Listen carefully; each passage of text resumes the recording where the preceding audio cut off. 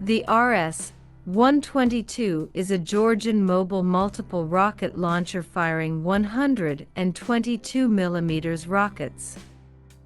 It was developed in 2011 and put on production display in February 2012.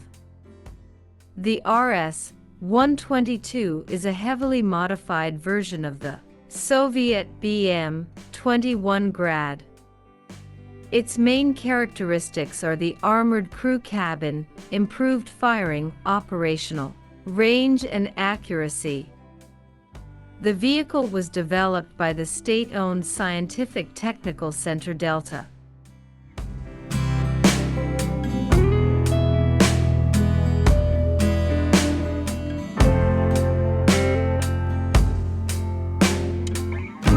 Thank you for watching.